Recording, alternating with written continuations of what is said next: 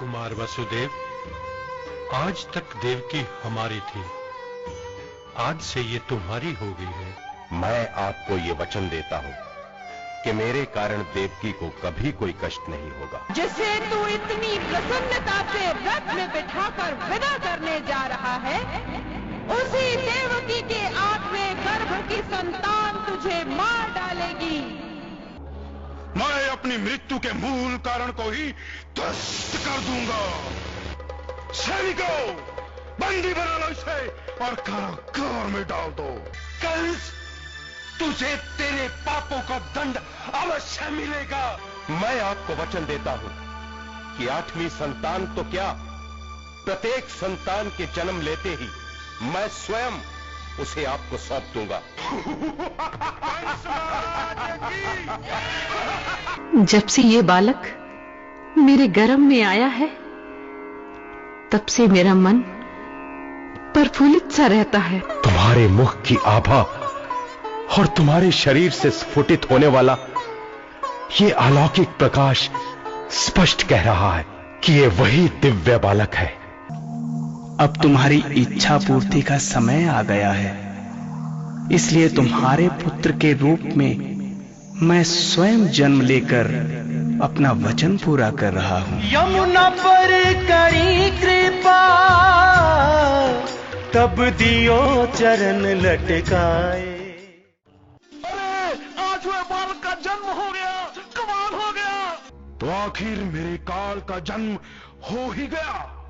लड़की कैसे आ सकती है? इसे मत मारो, मेरे 6 पुत्र तो पहले ही मार डाले। तुम्हारे पाँव ये मेरी दुश्मन है, दुश्मन। मुझे मारने से तेरा कोई लाभ नहीं होगा, क्योंकि तेरा काल जन्म लेकर सुरक्षित स्थान पर पहुंच चुका है। मथुरा और आसपास के सभी क्षेत्रों में जितने भी नवजात शिशु हैं, सभी को समाप्त कर दो। हो नंद घर आनंद भयो, जय कन्हैया लाल की। जय कन्हैया लाल की, जय कन्हैया लाल की।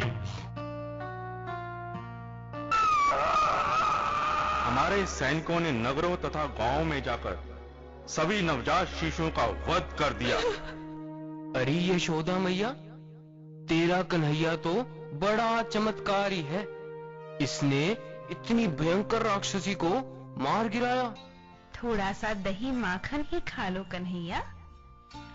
देखो तो कितना दुबला हो गया है। देखो यशोदा रानी, तुम्हारा कहना बड़ा नटखट हो गया है। ये चोरी के नए नए तरीके ढूंढकर हमारा सारा दही माखन खा जाता है।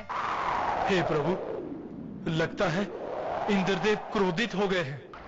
जिन गोवर्धन देवता की हमने अभी पूजा की है, वे ही इस संकट से हमारी रक्षा करेंगे। कान्हा ने अपनी एक ही उंगली पर गोवर्धन पर्वत उठा लिया।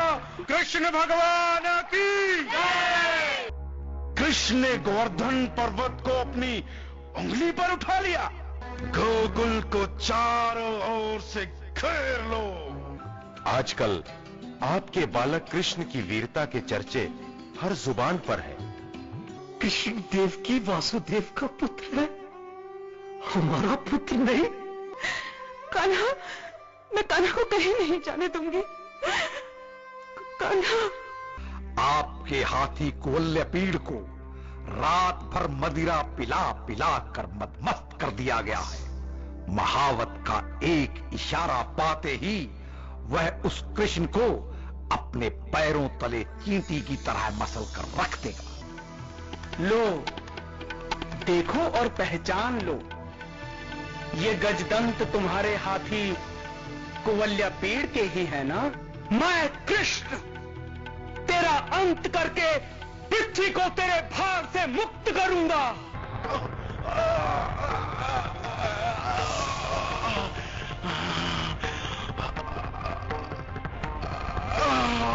सो गया क्या?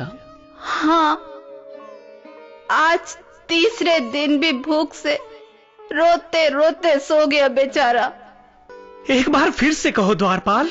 जी जी द्वारकाधीश, आपके बचपन के मित्र सुदामा आए हैं। सुदामा?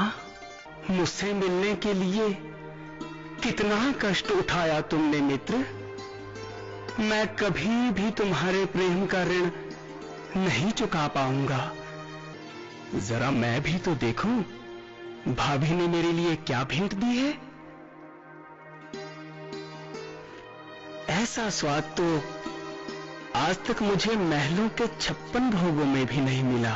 जब हमारे गुरुजन, पितामह, पितृगण और भाई ही न रहेंगे तो ऐसा राज्य सुख भला हमारे किस काम का।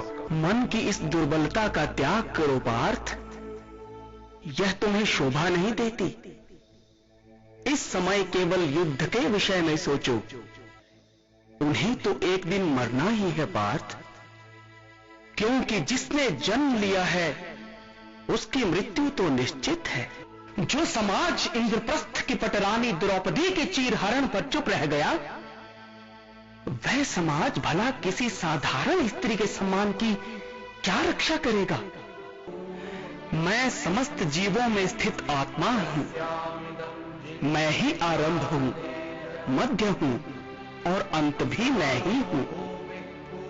मैं आदित्यों में विष्णु, प्रकाशों में सूर्य, मरुतों में मरीचि तथा नक्षत्रों में चंद्र हूं। बारंबार प्रणाम करता हूं प्रभु, बारंबार प्रणाम करता हूं।